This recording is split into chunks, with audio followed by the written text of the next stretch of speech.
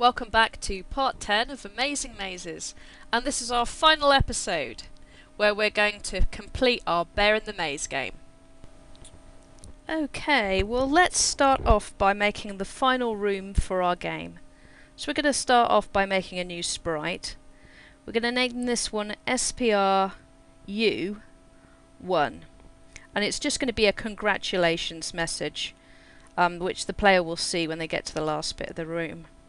So let's just put a new sprite here, and we'll set the width to 320 and the height to 105. And then you get this big empty box here. So we'll click on editing the image and then click on the text icon. If you go down here to font, I'm going to set this to Broadway because that's the font I've been using all the way through building this game, but again you could set it to anything that you like. And I'm going to set the size to 36. So just click in this space, then I'm going to type in a little message, U1 hash key the game, and a little exclamation mark in a minute. The reason I've put hash key in here is so that it actually puts the message on the, so kind of splits the sentence up. You'll see in a minute as soon as I press this. You can see that we've got some on the top and some on the bottom, and you use hash key to do that. I'm just going to make sure that I've set it to center so that we've got the text lined up a bit better there. And now what we're going to do is just decorate our text. So once I've got it centered in the right place, just click up here, cancel that, and it's just stuck down my text and it's not floating around now. So let's make it bigger, and we'll just start filling it with some colours, just the same way that I did before when I was making the title.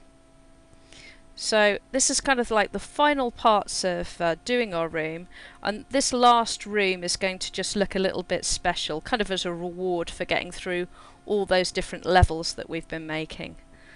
So if we just pick the different colours again, and then I'm just bucket filling the different text here, and I'm going to do the same on the bottom. And hopefully it should look really good when the player's finished and completed the very last level. There we are. We're just going to go and do the same with pink. So I'm just starting with the palest shade, and then I'm moving down to the darker shades here. So we're going to go for a really dark purple next for the end here, and then we'll just add a dark blue. There we go. And that's not looking too bad at all. Okay. Right, so if we need to put it into a room, we've got to turn it into an object. So let's name this one obj_u_1, and we'll give it the U1 sprite which we've just made. And so the next thing we need to do is make our final room. So click on a new room up here, and there's our room ready to go. And we're going to change the background. So go on the Backgrounds tab, choose any colour you like. I'm going to choose a blue, and go back to the Objects tab. Make sure you've got your object U1, and just count along 5 blank squares, and then just click on it. It should appear in the middle. And what I'm going to do is I'm just going to go and do some decoration now, and I'll be back in a second, and you can see how I've created the room. Right, well I've finished decorating my final room now, and you can see the way that I've done it, so I've made it look quite special. We've included some coloured walls here, which you can see I've put in.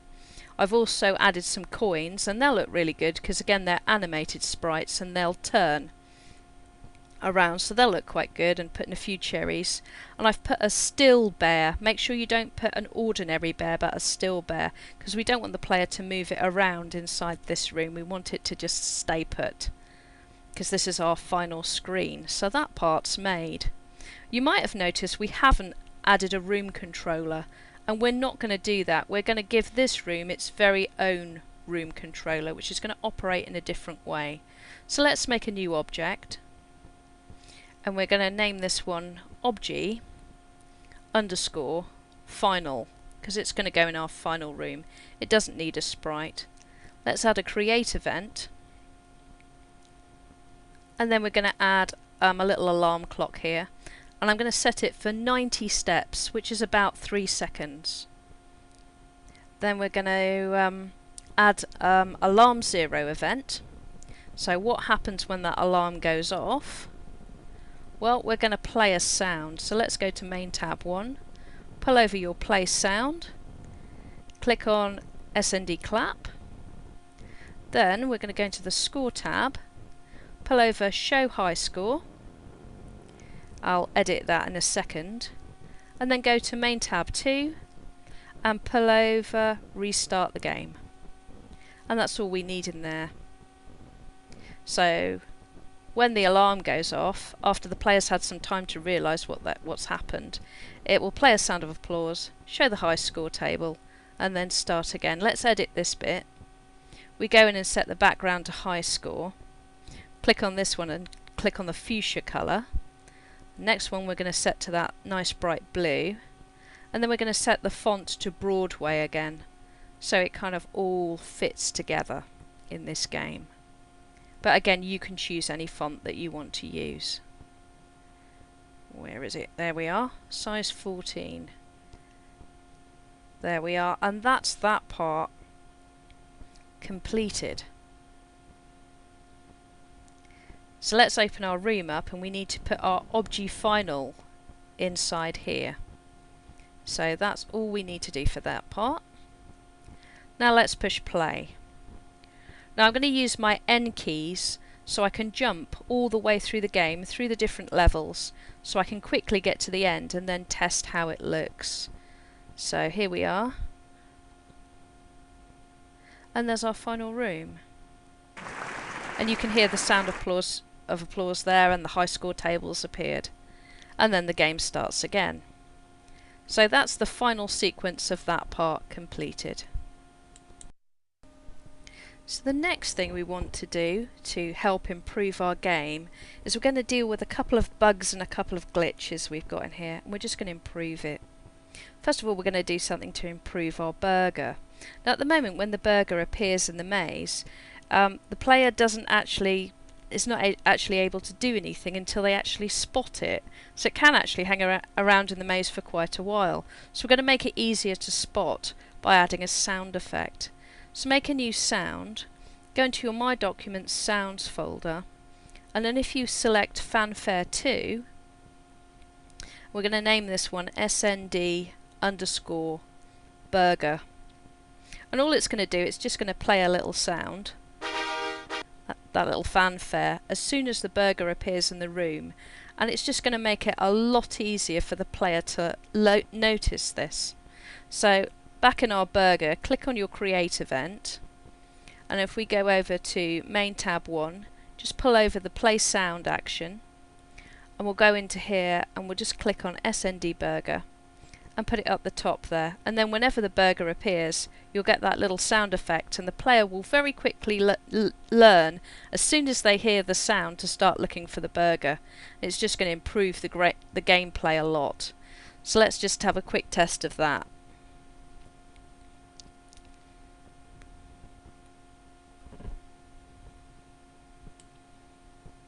Right, so we're just going to go to room 4 where the burger first appears, and I'm just going to collect some coins while staying out the way of the ghosts. And there we go. And you see immediately it tells the player, oh, something's happened, something important's going on, and that's very good. The second thing we're going to do is we're going to fix a glitch. If I just press play, I wonder if you've spotted this when you've been working with some of the earlier tutorials. Let's just move on a few rooms. If you just take a careful look at what the ghosts are doing, have you noticed that they're actually hovering around underneath the coins? Well, that's actually a problem with depth. What's happening is the ghosts are being drawn first, and then the coins are being drawn on top of them. And the same thing's happening with the heart and the crystals. The ghosts are just floating around underneath. So let's change that. That's quite easy to do. Just open up your ghost objects, go to depth, and just set it to -2. And I'm just going to do this for all of these ghosts over here. And then it's just going to look a whole lot better. There we are. That's -2 for that one. And then we just do the last 2 ghosts here.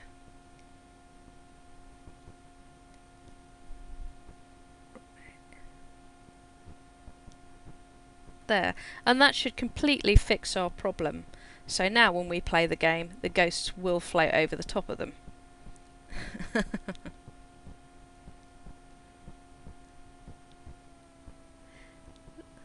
There we are, and you can see that that looks fine now. Now there's one more little glitch that we still need to fix, and that actually involves our burger. Do you remember when we first created our burger object, what we actually did is we duplicated the ghost. And it's working quite well, but do you remember we added an extra feature into our later rooms?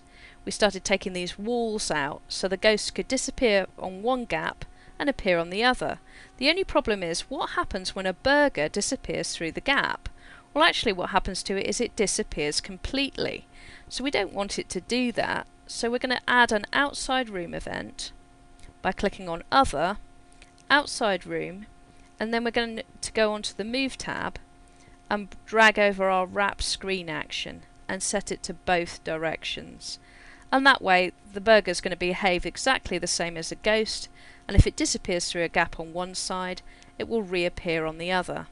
So that should sort out all of our glitch problems that we've been having. The next thing we're going to do is we're going to add some background music for our game. So let's click on this one, and we're going to make a new sound. SND _ music. And let's load some music.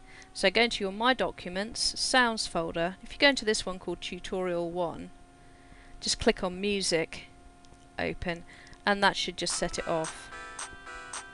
The tune's played a little bit slowly on this computer because this is my old computer and its brain is quite full of different things, so everything's a bit slower. So when you play it on your computer, you'll probably find it's a bit bigger, bit faster rather. Open up your Start controller, and now if you add a new Play Sound action, set it to SND Music. We're going to change this bit which says Loop to True, and that's going to make the music play over and over again, which is what we want it to do all the way through the game. So that goes into the Create event there. And now when we play the game, you'll be able to hear the music playing along in the background, which would be quite nice. Let's make a new object, because now we're going to add some instructions on how to play our game. I'm going to name this one Obji Help. If you've used Game Maker before, you might be wondering why I'm doing this, but I'm going to explain in a minute. Right, click on Key Press, letters H. And then we're going to go into Main tab 2. If you go on this icon here, where it says Show Information, and what we're going to do is we're going to enable the player to read the instructions when they press the H key. We just go into our room. I'm just going to add my Obji Help into my front room, just up there. Now if we click on this icon at the top here, now I can type in the information on how to play my game. This is a little text editor, and you can see I can just type this in like this. Normally you wouldn't have to actually press H. You can see I'm just showing you how to use some of the different tools in here to get different effects. Normally you wouldn't have to press H to do this. Normally if you just press F1 key on your keyboard, you'll go straight into the text editor when you're playing the game, and you'll be able to read your instructions. But for some reason on Windows 7 and on certain computers that doesn't always work, so that's why we've made this little help object. So I've come back now and I've finished putting all my instructions in here. Again, you can pause the video if you want to copy this down, or you can put in your own instructions. I've done a nice title here. I've put a quick description in of what the game's like, and at the bottom I've just put in what keys are used to play it. So that, and I think this is a really good idea because it's really easy to lose a manual, isn't it, when you're playing a game? So if the instructions are actually inside it, that helps tremendously. So we just play it. I'll show you what that looks like.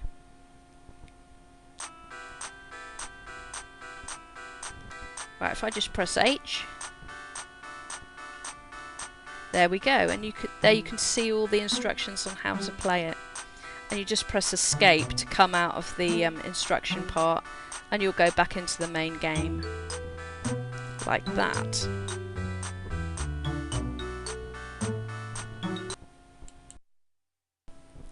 Right, with all that done, let's just add the last final parts and finish our game. So if you go down here to this bit that says Global Game Settings, you can see over here we've got this funny little picture of a cog, and this is the game icon. This is what appears when your game is finished. If I show you, I've got some icons on here. You can see I've got a bear icon. Unfortunately, the bear doesn't actually come with the sprite pack, so I made this by using something called GIMP, and all I did was I set it as an ICO file. But fortunately, in our pack, we've actually got a few icons you can use if you don't want that cog. So if you go into My Documents, Sprites, you go up into your icons folder, you can see there's some icons here. But if you want to use something different, it's got to be saved as an icon file or a .ico file. So I'm going to choose this heart here for my game. There we are. And that's changed that part. Now there's something else that we can do while we're inside Global Game Settings. We can actually change the way that the game actually looks on the screen. The way you do that is you go up here to Graphics tab. You can see this bit here. If you put a tick in here, it will actually play in full screen. So it's up to you. You can either set it to full screen when it's playing, or set it to small, which is what you've been seeing when we've been testing it. So again, that's another choice you can make. And now that's finished, all we have to do is just save our game in a special way. So let's go into File, onto Create Executable, and then in here you can type in the name of your game, and then you just select where you want it to appear. And I want mine to appear on my desktop, so I'm just going to select desktop like that, and click on Save. And our finished game is going to go and appear up here. And here it is, it's over here in this corner. Let's drag it over here. And then to start the game up, all you have to do is double click on it. So let's see how the final product looks. So my game's completely saved here. If you look over here, you can see that we've got a watermark here, and that's because we've made our game in GM Lite. If you decide to actually buy Game Maker, it will get rid of all the watermarks and all the advertising. It's called Game Maker Pro. How much does Game Maker Pro cost? Well, it's February in 2012 at the moment, and currently it costs about $39.99, and that's about €30, or if you're talking about British pounds, that's about £26 roughly. So it actually costs less than a brand new PS3 game, and of course you can play loads. Well, you can't play loads of games on it, but you can certainly make loads of games on it. So that's that. So what are we going to do next? Well, I'm hoping to make some more tutorials on a lot more games very different to these. So stay tuned on my channel, and I'll be showing you all kinds of other things that you can do with Game Maker. Well, I hope you've enjoyed making the Bear in the Maze game. I've certainly had a wonderful time making these videos. If you'd like to know more about Game Maker or making games of any kind, you can either leave me a comment, or you can come over to my channel and you'll find all kinds of things to do with games that exist today, games from history, and lots of other helpful things. And perhaps I'll see you for the next project.